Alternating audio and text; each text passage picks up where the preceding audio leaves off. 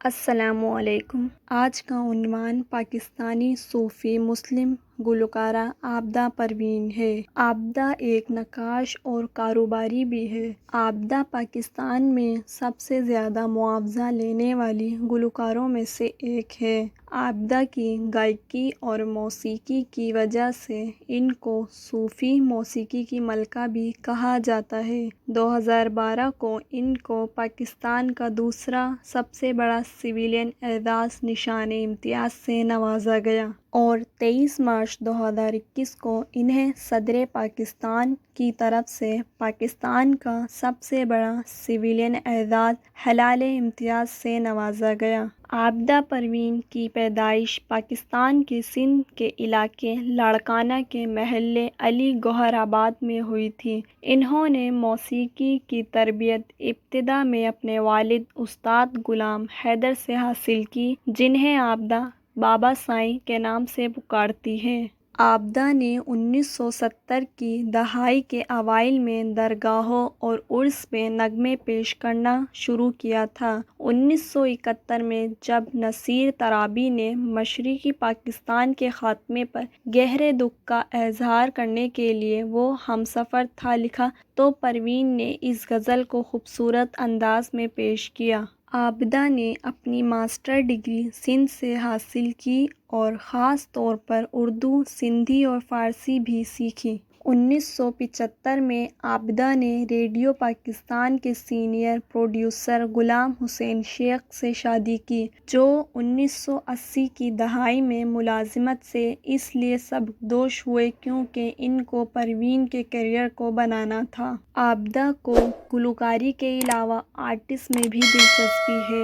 عابدہ پروین کا لباس ایک مخصوص اسٹائل کا ہے جو انہوں نے خود کو آسانی اور راحت کے لیے تیار کیا۔ عابدہ پروین اپنے روحانی آقا نجیب سلطان کی بیعت لے چکی ہے اور ان کی شاگرد ہے۔ عابدہ کو 28 نومبر 2010 کو لاہور میں ایک پرفارمنس کے دوران دل کا دورہ پڑا تھا۔ ان پر اینجیوگرافی اور اینجیوپلاسٹک کی گئی تھی۔ اس کے فوراً بعد ہی ان کی صحت بحال ہو گئی۔ اگرچہ عابدہ پروین ایک انتہائی ساخ و سر والی گلوکارہ ہے، لیکن انہوں نے کبھی بھی فلموں میں اپنی آواز نہیں دی۔ عابدہ پروین کے شائقین اور فاروق منگل کے اصرار پر ان کے پہلے سے ریکارڈ شدہ گانوں کو فلموں میں استعمال کیا گیا ہے۔ پروین اپنی شرمیلی شخصیت کی وجہ سے انٹرویوز اور ٹیلی ویژن مارننگ شو میں کم سے کم دکھائی دیتی ہے۔ عابدہ نے اعتراف کیا کہ انہیں بالی ووڈ کے فلم سازوں یعنی سبھاش گھئی اور یش چوپڑا کی طرف سے پیشکش ملتی رہتی ہے، لیکن وہ ان سے انکار کر دیتی ہے کیونکہ انہوں نے خود کو تصوف میں ڈھا لیا ہے۔ یہاں تک کہ انہیں راون کے لیے شاہ رخ خان کی طرف سے پیشکش بھی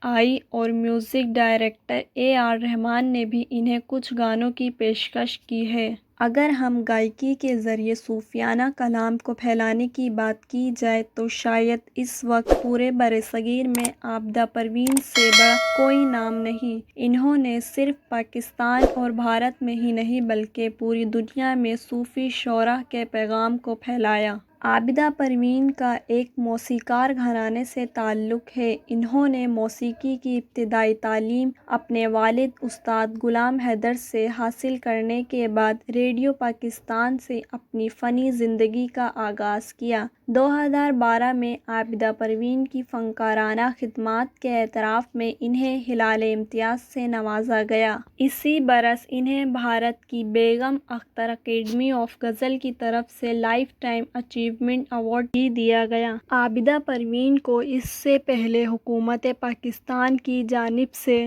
پرائڈ آف پرفارمنس بھی مل چکا ہے۔ 2015 میں بھی پاکستان اور بیرون ممالک میں عابدہ پروین نے کئی شوز کیے اور موسیقی کی دنیا میں منفرد شناخت کی حامل رہی۔ عابدہ پروین کو پاکستان اور بھارت کے مقابلہ موسیقی پروگرامز چھترا میں بطور جج بھی رکھا گیا تھا۔